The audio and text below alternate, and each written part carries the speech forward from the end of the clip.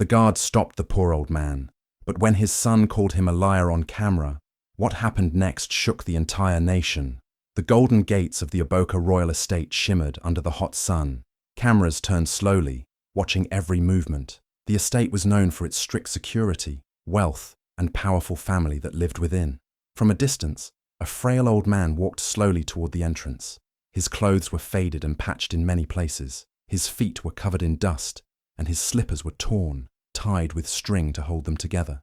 He leaned slightly forward as he walked, his back curved from years of labor. His skin was rough, his hands marked with deep lines, and his face carried the tired look of someone who had worked too hard for too long. When he reached the gate, he paused and looked up. The sun glinted in his eyes, but he didn't blink. He seemed to gather all his strength just to stand tall. He looked at the guard posted there, a tall, muscular man named Seifu, who wore dark sunglasses and held a long metal baton. Seifu didn't like the look of the man. He stepped forward, frowning with authority. "Old man, this is private property," Seifu said, his voice sharp and unfriendly. "You're not allowed here. Move away." The old man didn't move. He looked at Seifu calmly, with no anger, just a quiet sadness in his eyes. Then he spoke in a low voice, steady and full of purpose. "I have come to see my son." Seifu raised an eyebrow, confused for a moment. "Your son?" he repeated, then let out a mocking laugh. "No beggars allowed here. You think someone like you has a son living in this palace?" Baruti nodded once. "Yes, my son lives here. His name is Kama Oboka." The name made Seifu pause. That name belonged to the future heir, the prince of the estate, one of the most powerful young men in Mboko city. Seifu glanced back at the estate, then looked at the old man again. His face twisted into disbelief and amusement. "You're saying Prince Kama is your son?" he scoffed. "Do you know how important he is? A man like him doesn't come from someone like you." But the old man stood firm. His eyes didn't shift. He wasn't begging. He wasn't asking for money or food. He had come for something else, something that couldn't be bought. His presence was quiet, but it carried weight. There was something about the way he stood there, tired yet unshaken, that made even Seifu hesitate. Just then, footsteps echoed from inside the estate. Someone was approaching, and the moment was about to shift. But for now, the old man stood outside the golden gates, ignored and unwanted, carrying a truth no one was ready to hear. Baruti stood still as the name left his lips. "His name is Kama Oboka." His voice was soft, but it carried power. For a brief moment, the air seemed to stop moving. The guard, Seifu, blinked in disbelief. Kama Oboka, the prince of Mboko, the future ruler whose face was on magazines, whose name was whispered with admiration across the land. This dusty old man claimed to be his father. Just then, as if summoned by fate, Kama appeared on the marble walkway behind the gates. He was surrounded by reporters, assistants, and bodyguards. Cameras clicked non-stop as he strolled gracefully, his robes flowing with gold embroidery, his wrists shining with expensive beads. People moved aside to let him pass. He looked like royalty, born to rule. His smile was charming, his posture perfect, and everything about him screamed power. Seifu turned to Baruti and smirked. "There he is. That's Prince Kama Oboka. Go speak to him, if you really think he's your son." The guard laughed under his breath. Baruti's eyes filled with tears as he looked at Kama. His cracked lips trembled. "My son, Kama," he whispered. He took one slow step forward, heart pounding. Kama turned his head toward the gate, curious about the commotion. His eyes landed on Baruti. He paused. For a moment, their eyes met, father and son. But there was no spark of recognition in Kama's face, no warmth, no hint of family, just a frown, a deep, disapproving frown. Kama walked toward the gate, keeping his distance. The cameras turned to follow him, ready for the drama. The old man opened his mouth to speak, but before he could say another word, Kama raised his hand, and his voice rang out, cold and sharp. "I don't know you." Baruti's face fell, his knees wobbled, his heart cracked. Kama looked at Seifu and pointed at the old man like he was nothing more than a problem to remove. "Guards, get rid of him." Baruti stumbled back, confused. "My son, Kama. It's me, Baruti, your father." Kama's jaw tightened, his eyes darkened. "I have no father like this," he said with disgust. "Take him away." The crowd gasped. Some pulled out their phones to record. The guards grabbed Baruti roughly by the arms, dragging him away from the golden gate. Baruti didn't fight, he didn't scream. He just looked back at his son with eyes full of heartbreak and disbelief. He had walked miles to see Kama. He had carried memories, hope and love in his heart. And now he was being thrown away like trash. The gates shut behind him with a loud clang. The cameras turned away. The reporters lost interest. But something deep had cracked, not just in Baruti, but in fate itself. Because rejection like that doesn't go unnoticed by the winds of karma. Many years ago, long before golden gates and silk robes, there was only a mud hut in the slums of Kanga. The roof leaked when it rained, and the walls cracked under the heat. Inside that tiny home lived Baruti and his only son, Kama. Life was hard. Baruti worked as a bricklayer, waking before sunrise and coming home long after sunset, his clothes soaked in sweat, his hands blistered and raw. But he always smiled when he saw his boy waiting at the door. Each evening, after washing the cement off his hands, Baruti would light a small candle and sit beside Kama on the dusty floor. He helped him with homework, teaching him how to read and count with patience. When Kama's school shoes tore, Baruti didn't complain. He stitched them by hand using old thread. When school demanded new books, he sold his radio, the only thing he owned that gave him music in the silence of the night. Baruti often skipped meals so his son wouldn't sleep hungry. He pretended he was full while his stomach groaned. Even when his body ached from carrying heavy bricks all day, he never let Kama see his pain. All his hopes lived in that boy. He believed that education could lift Kama out of poverty, even if he himself never escaped it. On Kama's 18th birthday, Baruti didn't have a cake or presents, but he had something more powerful: belief. That morning, he gave Kama a small cloth pouch. Inside it were crumpled notes and coins, his life savings, money he had hidden bit by bit over the years, refusing to spend it on himself, always dreaming of this moment. "Go, my son," Baruti said, his voice shaky but proud. "Find a better life. The world is waiting for you." Kama stood in silence, staring at the pouch, eyes wide. He hugged his father tightly, tears soaking into the old man's shirt. Baruti held him like he never wanted to let go. At the bus station, Baruti stood alone, watching Kama climb onto the rusty old bus that would take him to the capital. The road ahead was long and uncertain, but hope filled the air. As the bus pulled away, Baruti lifted a hand to wave, his eyes wet but smiling. He wasn't sad, he was proud. His heart swelled knowing his son would finally have a chance at something greater than the slums.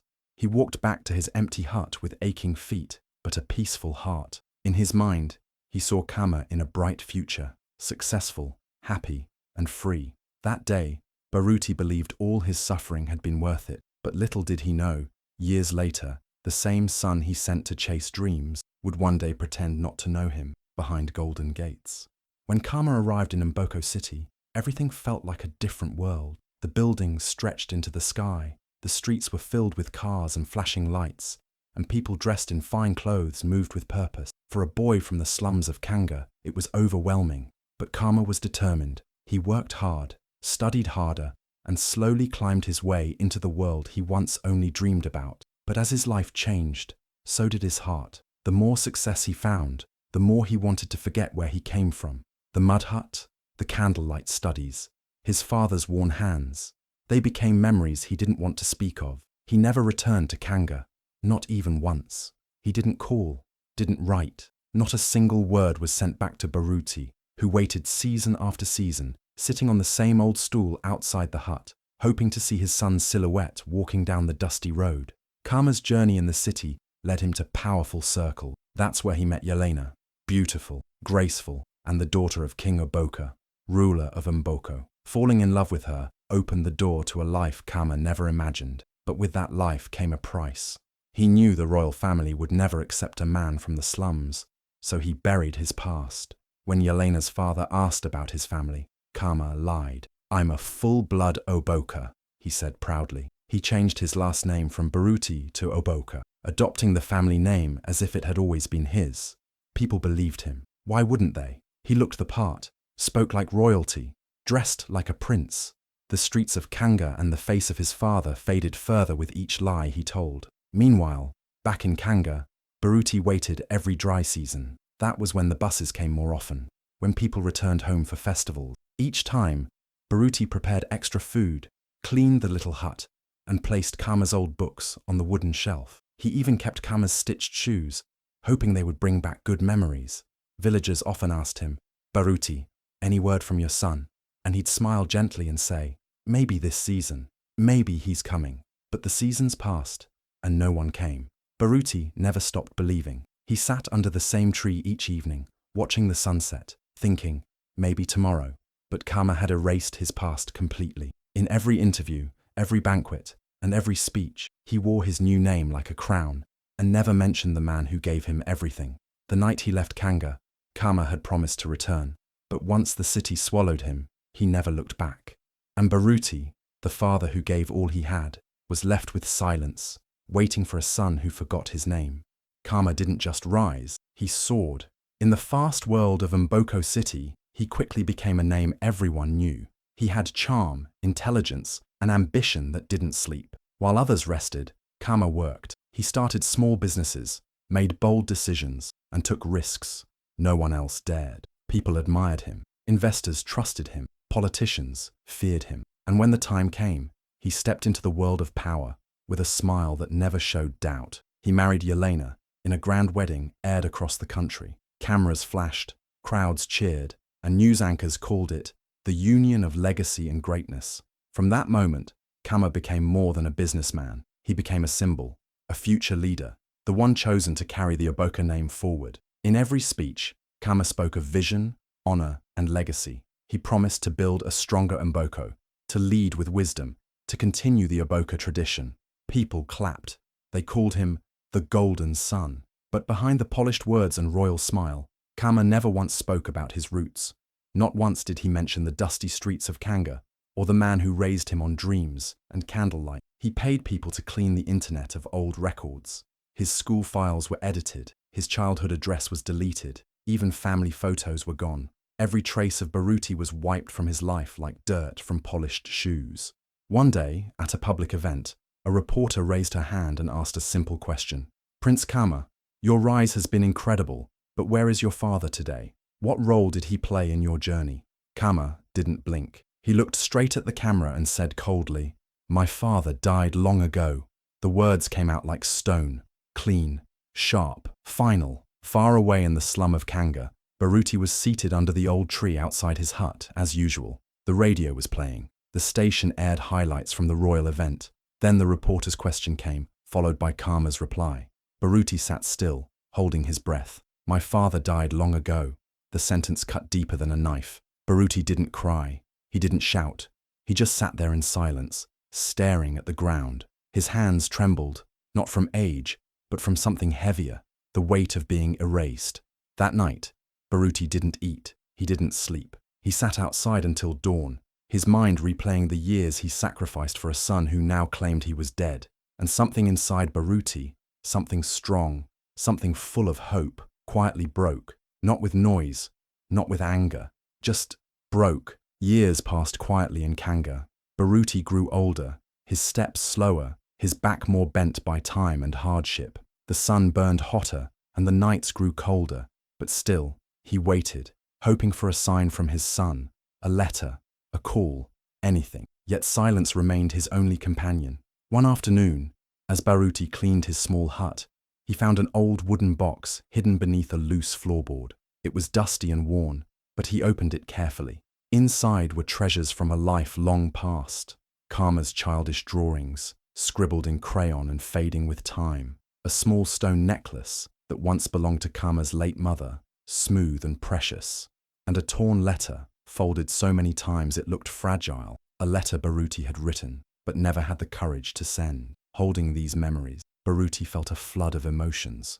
Love, pain, and regret all tangled together. He realized these were the last pieces connecting him to his son, and that he could no longer wait in silence. Tying his slippers with old rope, Baruti stepped outside with slow but steady resolve. He was leaving his humble home behind, taking only the small box of memories and a heart full of hope. The villagers saw him walking away, a frail old man on a long journey. Some stopped him to offer water or food. Others gave him a ride on their carts or on the backs of their donkeys, but many simply watched and shook their heads, pitying the man who had been forgotten by his own blood. Baruti didn't ask for charity. He didn't complain about the aches or the sun beating down on him. His only goal was clear: to reach the Oboka royal estate, the place where his son now lived like a king. Days turned into nights, and nights into days, but Baruti's determination never wavered. The roads were rough, the sun unforgiving, but his spirit held firm. He imagined standing before Kama's grand gates, not to beg for mercy or money, but to remind his son of the past they shared, a past filled with sacrifice, love, and hope. When at last Baruti arrived, the towering gates of the Oboka estate loomed before him, shining gold and guarded by stern faces. His heart raced, not from fear, but from the weight of memories he carried. He was no longer the proud father teaching his son by candlelight, but a worn man who had travelled miles for one last chance. Baruti didn't want riches or titles. He only wished to return those memories, to make Kama remember where he came from. Standing tall, despite his age and weakness, Baruti looked up at the gates and whispered softly, "I am here. I have come home." Sefu stood tall, his arms crossed, eyeing the old man with a mix of suspicion and impatience. When Baruti reached out and held the small wooden box toward him, Sefu's patience snapped. With a quick kick, he sent the box flying from Baruti's frail hands. The box hit the ground and burst open, scattering its fragile contents onto the polished stone floor of the royal estate entrance. A faded drawing slipped from the box and floated gently to the ground. The picture was simple but powerful. A young boy with a bright smile, hugging a stick figure labelled Papa. The innocence of that moment captured the love between father and son, a love now forgotten by the palace walls. Sefu bent down and picked up the drawing, turning it over carefully. Among the scattered items lay a crumpled, torn letter. He unfolded it slowly, reading the words in shaky silence. "I hope you eat today, son, even if I don't." The raw, heartbreaking honesty of the message hit Sefu hard. It spoke of sacrifice, hunger, and endless love, a father's love he never knew existed. Tears began to build in Sefu's eyes, blurring his vision. The strong, proud guard who had blocked Baruti's path just moments before was now a man faced with the truth he hadn't wanted to see. He looked around, suddenly aware of the cold distance in the palace walls, the hidden pain behind royal power. Reaching into the scattered box, Sefu's fingers closed around a smooth stone necklace. It was delicate and worn, a quiet symbol of a mother's love that had been lost long ago. His voice trembled as he asked, "This is his?" Baruti didn't say a word. His head nodded slowly, eyes filled with silent sorrow and unspoken memories. The necklace was indeed Kama's, a gift from his late mother that Baruti had kept safe all these years. For a moment, the guard and the old man stood together, connected not by status or wealth, but by the weight of truth and the pain of a broken family. Sefu's stern expression softened, and he took a step back, no longer just a guard, but a witness to a story far deeper than he had imagined. In that quiet moment, the gates of the royal estate felt less like walls of power and more like barriers built by silence and forgotten love. The truth box had spoken louder than any royal decree, shaking the very foundation of a son who had tried so hard to erase his past. What neither Baruti nor Kama realized was that a popular documentary crew had been filming the royal lives of Mboko nearby. The crew was capturing the lavish lifestyle of the royal family, their grand parties, and the daily lives of the palace staff. But when Baruti slowly approached the estate gates, the cameras didn't miss a single moment. They caught the old man's tired steps, the fragile wooden box in his hands, and the tension rising as he spoke with the guards. The cameras recorded Kama's sharp, cold refusal to acknowledge his father. They captured the pain in Baruti's eyes when he was turned away, and the moment the box was kicked and spilled open, revealing the faded drawings and the heartfelt letter. Every tear, every look of disbelief was caught in crisp detail. That evening, the documentary aired on national television. Millions of viewers saw the heartbreaking scene of a royal prince denying his own father, a frail old man who had sacrificed everything to give his son a chance at a better life. The powerful images stirred strong emotions across the country. On social media, the reaction was immediate and fierce.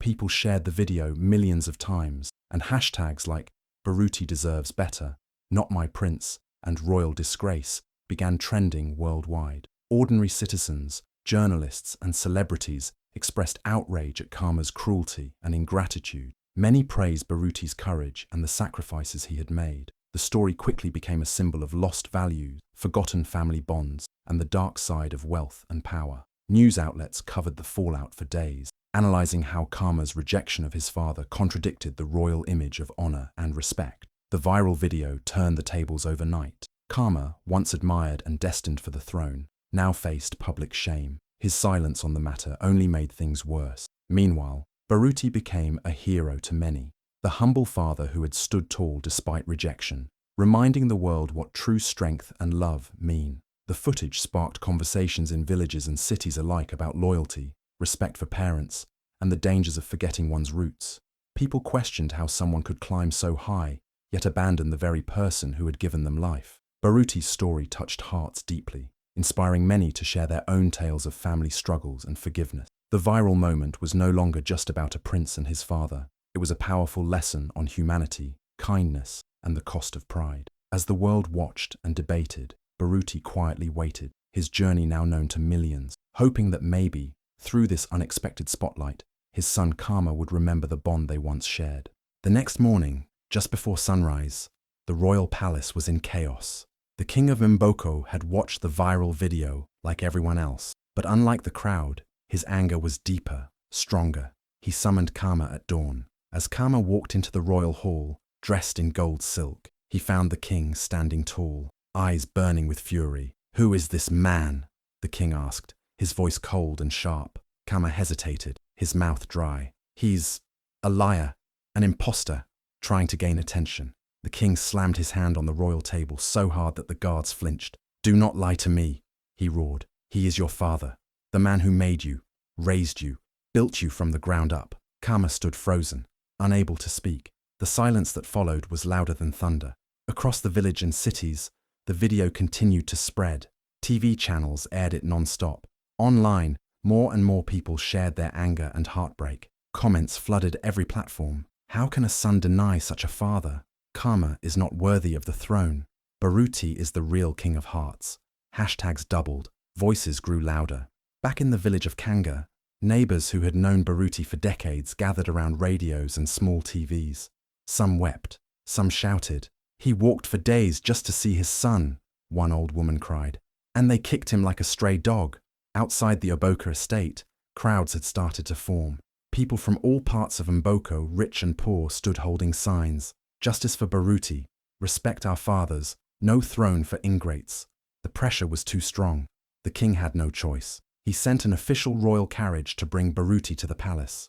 Baruti, still wearing his worn sandals and simple tunic, stepped into the palace like a quiet breeze. No royal robe, no pride, just the same humble man who once laid bricks and stitched shoes by candlelight. As he entered the royal hall, the crowd outside erupted into cheers. People chanted his name. "Baruti! Baruti!" Inside, the king stood and walked towards him with open arms. The guards and ministers watched silently. The king embraced Baruti tightly and said, "You have more honor in your little finger than all the gold in this palace.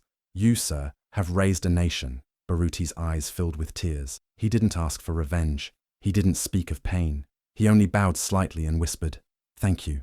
Meanwhile, Kama stood in the corner, ashamed, unable to look his father in the eyes.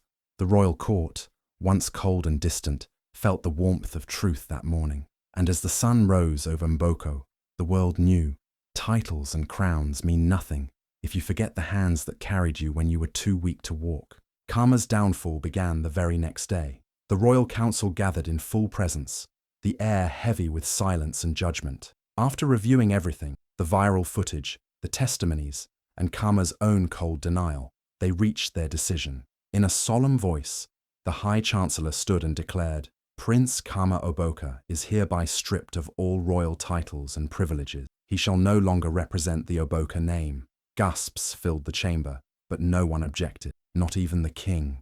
Word spread like wildfire. Investors pulled out. Partnerships dissolved overnight. His businesses, once praised across Mboko, crumbled under public pressure. Boards resigned, clients vanished, and buildings bearing his name were painted over. No one wanted to work with a man who had abandoned the very hands that raised him. Kama tried to defend himself. He issued a statement, blaming misunderstanding and media manipulation, but it was too late. The people had already chosen their side, and it wasn't his. Meanwhile, back at the estate, something incredible happened. Sefu, the The same guard who once kicked Baruti's box now stood stiffly at the gates in full uniform. When Baruti arrived, not as a beggar, but as an honored guest, Sefu stepped forward, placed his hand on his chest, and gave him a deep, respectful salute. "Welcome, sir," he said softly. His eyes held shame, but also deep respect. Inside the palace, Baruti was given a quiet suite overlooking the garden, not for wealth, not for show, but for peace. He sat often on the terrace, watching village children run and laugh on the palace grounds. Sometimes he'd smile, sometimes he'd close his eyes and just listen. He never spoke of revenge. He never mentioned Kama. It wasn't about punishment. It was about peace. Kama, on the other hand, lived far away now, in forced exile, sent to a remote part of the country. The house he lived in was grand, surrounded by servants and guarded gates, but it was empty inside. No laughter, no love, no legacy. His wife, Yelena, had left quietly, taking their children with her. Friends stopped calling. His name became a warning instead of an honor. People would whisper, "That's the man who forgot his father and lost everything." Back in the capital, Baruti became a quiet symbol of dignity. He never chased power, but it found him, not in politics, but in people's hearts. Artists painted murals of his journey. School children learned his story in books. His name became a song of gratitude and truth. And every morning, he would sit on the palace terrace, holding the same wooden box, now repaired and polished, resting beside him. He smiled not because Kama lost, but because truth won. And in that quiet smile, there was a message for the world. Never forget the people who lifted you before the world even knew your name. Because a man who forgets his roots will one day be forgotten by history. If this story touched your heart, then take a moment and breathe in its lesson. Because this is more than just a tale. It is a reminder for all of us. Never be so proud that you forget the hands that once fed you. Never rise so high that you can't see the ones who lifted you. There is no throne, no crown, no riches greater than a parent's love. Baruti didn't ask for wealth, titles, or fame. He only wanted his son to remember. And when the world turned its eyes toward the truth, it was not power that won, but humility. If you still have your parents, call them, visit them, say thank you. And if they're no longer here, honor their memory by being the kind of person who never forgets where they came from. Let Kama's fall be a warning. Let Baruti's quiet strength be a light. Now, if this story moved you, if it made you cry, reflect, or even just pause, please give this video a like, share it with someone who needs this reminder, and don't forget to subscribe to our channel for more powerful, soul-touching African stories that carry deep life lessons. Your support helps us keep telling these stories that matter. Thank you for watching. Stay kind, stay humble, and always remember your roots.